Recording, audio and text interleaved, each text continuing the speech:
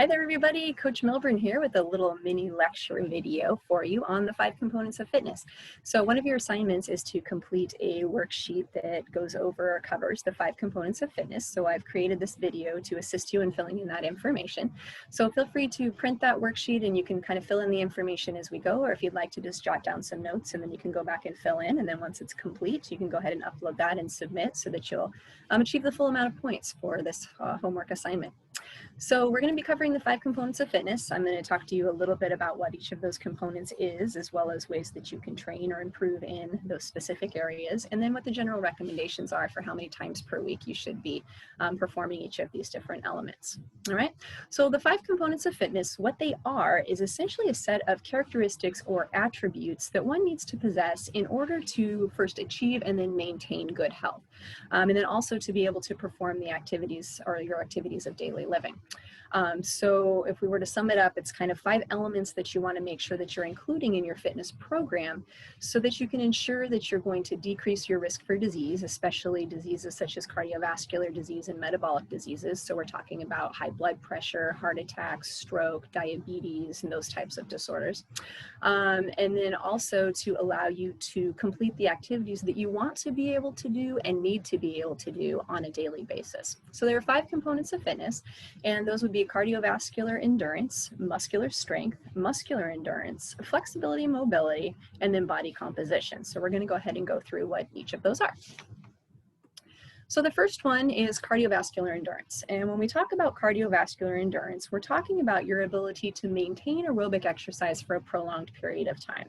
So on a physiological level, what we're talking about here is the ability of your heart, your lungs, and your vascular system to deliver oxygen-rich blood to your working muscles. All right, and it's then converted into the fuel currency of your cells, which is called ATP or adenosine triphosphate. When we're talking about cardiovascular exercise, we're talking about exercises that are aerobic in nature. So that means you're utilizing oxygen as your primary fuel source.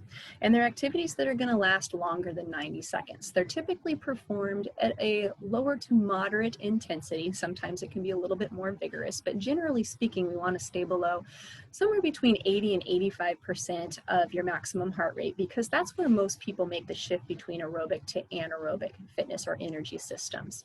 So our cardiovascular endurance exercises are usually going to be repetitive in nature. So that means that we're kind of performing the same type of motion over and over again. And they're going to involve the majority of the muscle groups that make up your body. So some examples of things that you can do to train in cardiovascular endurance are going to be things that are aerobic or cardio type exercises. So if we started with just basic locomotion, it can be things like walking or hiking, maybe jogging or running. Cycling is a good example of cardiovascular endurance exercise. That could be mountain biking, road cycling, indoor cycle or spin, as well as an arm crank. So if you don't have the use of your legs or you just want to be a little bit more upper body dominant, you could always use the same motion but utilizing your arms. Also water type sports that involve cardiovascular endurance would be things like swimming, rowing, paddle boarding, kayaking, canoeing. It's a billion of different ones there. And then things like dance or aerobics, step aerobics, cardio kickboxing, lots of different options available for you. But they're things that are going to get your heart rate elevated. If you're looking to train in terms of cardiovascular endurance, the general range just to kind of start to improve is going to be somewhere between 70 and 80% of your maximum heart rate. But again, you don't want to go above that 80 to 85 wherever you happen to make the shift between aerobic and anaerobic conditioning. Okay, so that's cardiovascular endurance. The next of the components is muscular strength. And muscular strength is looking at the absolute amount of force that a muscle or a group of muscles can exert against some sort of external resistance. So how much absolute force can you generate? So how much can you push, can you pull, can you lift, can you press, or can you move in some other way? These types of exercises are going to be anaerobic in nature. So instead of utilizing oxygen as our primary fuel source, we're going to be using stored ATP, or that's energy that's actually stored within the muscle tissue. So these are going to be very short forms of exercise or efforts, generally lasting less than 10 to 15 seconds. So we're utilizing our fast twitch muscle fibers. We're generating a whole lot of force, but for a very short amount of time, because that's all the energy that we have quickly available to us. So when we're performing this type of an exercise, it's going to be a very heavy amount of weight, but a very low amount of repetition. So examples of things that you can do to train or to improve in your muscular strength are going to be any type of a weight training or strength training exercise where you're utilizing some sort of an external resistance, or maybe for some people, even body resistance, if it's a really, really challenging movement or exercise that you happen to be doing. So generally speaking, to train for muscular strength, you want to be performing 6 or less repetitions. Anything more than that, you start to move into muscular hypertrophy and endurance type exercise. So 6 or less repetitions. If you're getting a true measure of your muscular strength, it's going to be just 1 or 2 repetitions. What's that absolute maximum amount of force that your muscles can generate? Okay, so the thing to really remember here is it's a heavy amount of resistance and a very low amount of repetitions. And to train in this fashion, you can, like I said, weight training or strength training, utilizing things like barbells, dumbbells, different types of weight plates, kettlebells. You can do resistance training with bands and pulleys. There's all kinds of really fun modalities out there to use, just placing the emphasis on the fact that it's really heavy and you're only doing a few repetitions of it. Okay, the next of the components of fitness is going to be muscular endurance. And muscular endurance, kind of on the flip side, is looking at the ability of a muscle or a group of muscles to perform repetitive contractions or to sustain a prolonged contraction. So this is kind of like the bridge between cardiovascular endurance and muscular strength. So these activities are going to last 90 seconds or less. Remember, if they're more than 90 seconds, it's going to be more aerobic in nature. And we're going to be utilizing our slow twitch muscle fibers for these. So a little bit more oxidative, but not truly aerobic in nature. So for these, you're going to be able to perform a high amount of repetitions, but with a very light amount of weight, or maybe even perform an isometric contraction where you're just holding the muscles in a contracted state for a prolonged period of time. So exercises that you could do here would be any type of a weight training exercise, but with a very low amount of weight and a very high amount of repetitions. Okay, a lot of body resistance type exercises fall into muscular endurance. And many of your cardiovascular exercises also tap into muscular endurance, because if you think about it, if you're riding a bike or you're out hiking, you're utilizing those muscles to overcome things as you traverse whatever you happen to be moving through. All right, so definite bridge between muscular endurance and cardiorespiratory or cardiovascular endurance. All right, the next of our components of fitness is going to be flexibility and mobility. And a lot of people use these two terms kind of interchangeably, though there is a very important distinction and difference between the two. So flexibility is looking more at the ability of your muscles to lengthen or to stretch, whereas mobility is looking at your ability to move your joints through their full range of motion. And we know that each of our joints has a different amount of motion that it should be able to perform based on first what the structure of that joint happens to be. So we have some joints such as our elbows and our knees that really only perform in one plane through flexion and extension.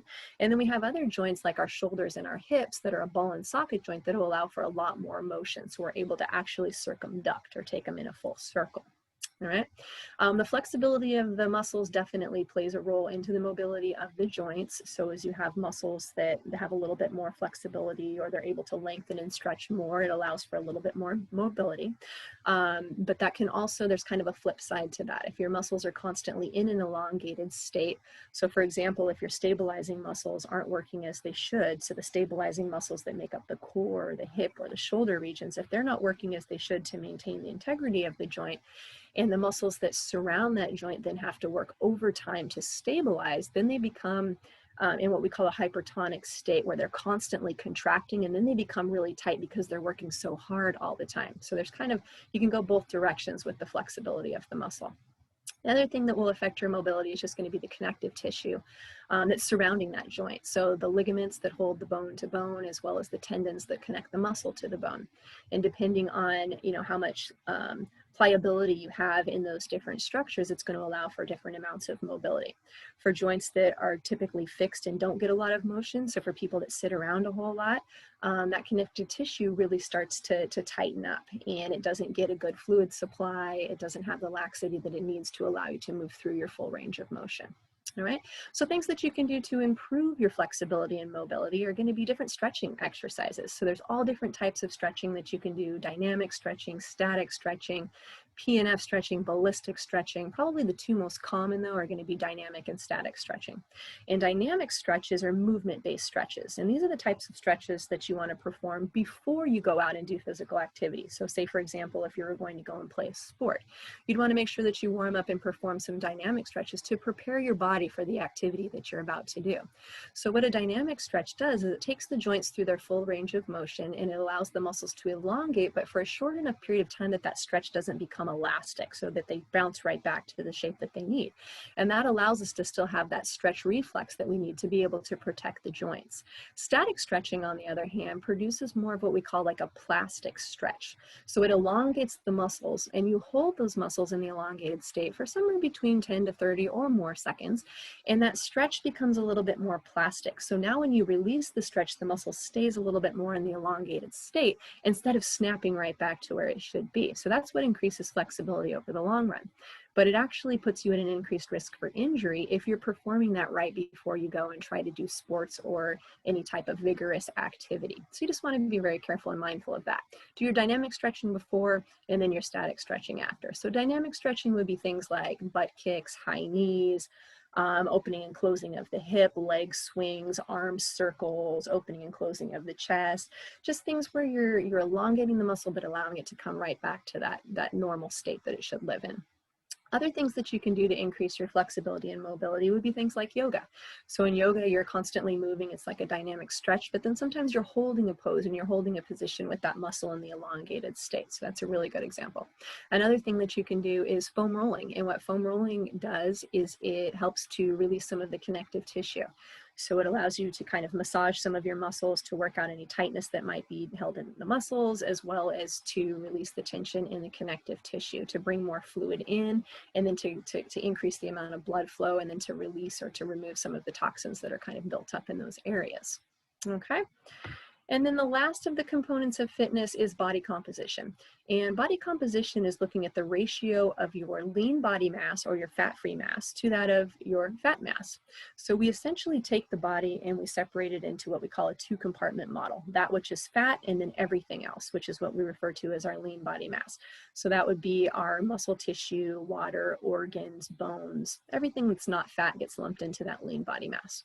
And really what we want to see happen is see an increase in the lean body mass and a decrease in the amount of fat mass. Because if we have too much fat mass, then that increases our risk for all sorts of different health disparities. Okay, so there are some ranges that you want to be aware of in terms of your body composition. We don't want the body fat to get too high, but it can also become dangerous if it gets too low.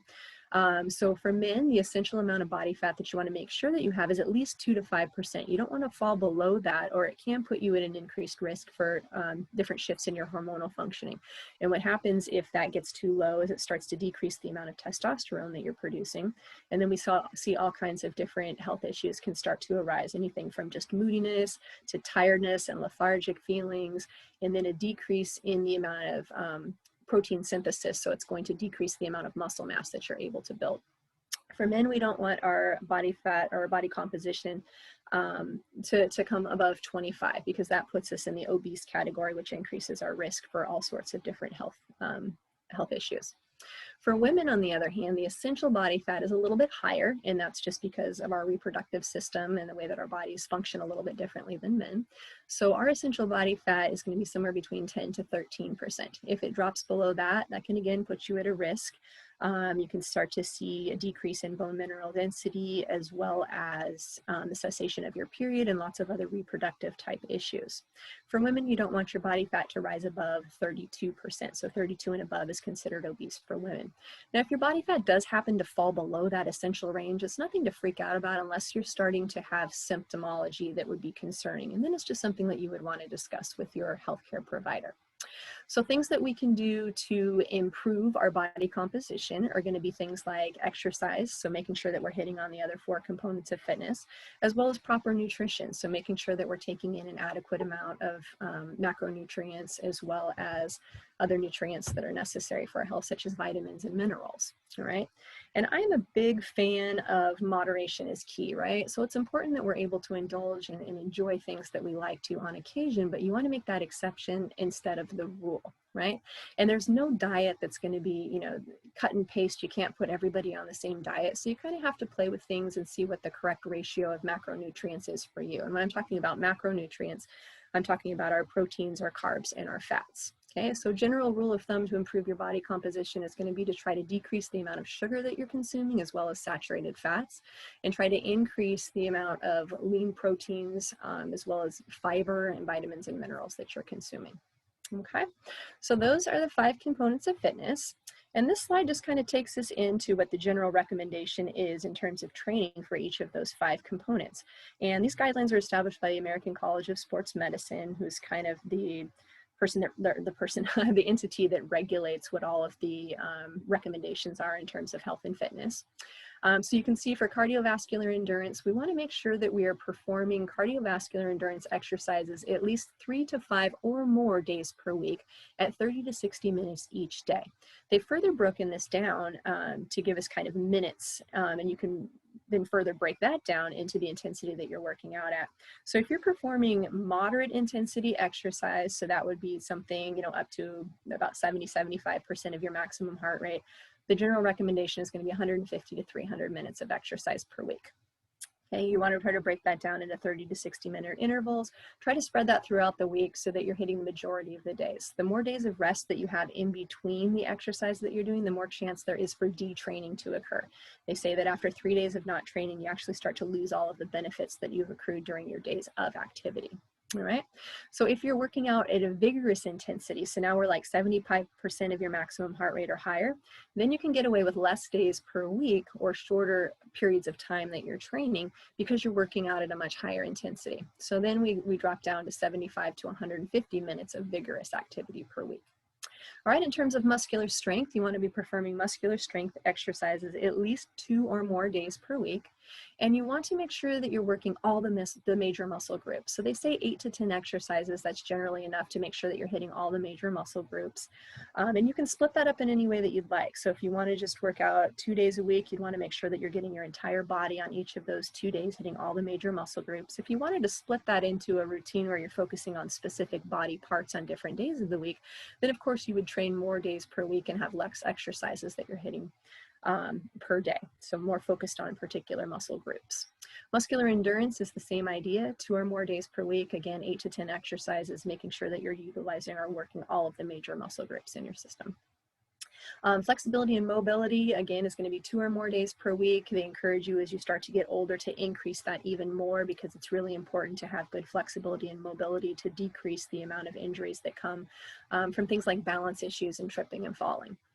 You want to do a combination of dynamic as well as static stretching so that you're getting both that stretch reflex, the warm-up, as well as the nice static or elongated stretch. And then your body composition is something that you want to be cognizant of every day, right? So again, when we have those treat days and we indulge, maybe it's somebody's birthday or it's a holiday, it's okay to go ahead and enjoy, but you want to again make that exception instead of the rule. So body composition, we're looking at making sure that we're getting an adequate amount of exercise on a weekly basis as well as consuming the proper amount of nutrients. All right, so to wrap it up, each of these 5 components is interrelated. So it's really important that you make sure that you hit on each of them because they're going to have an impact on the other 4. To determine which one that you should really be focusing on is really easy. You want to identify whatever your weakest link is and then spend a little bit more time and focus on what that is. Okay, so you want to try to get everything so that it's meeting the general requirements, but those ones that you happen to really be lacking on, that's where you want to focus more of your attention. We all have kind of this predisposition, or we gravitate towards different types of activities because we really enjoy them, but we want to make sure that we're well balanced so that we can improve our overall health and our ability to perform our activities of daily living. All right, so hopefully this has been helpful in filling in that worksheet. If you have any questions or comments or concerns, feel free to shoot me a message and I'd be more than happy to help you out with that. Once you get all your information filled into those worksheets, just go ahead and submit them so that we can award you the points for completing this project. All right, everybody, have a wonderful day. Take care.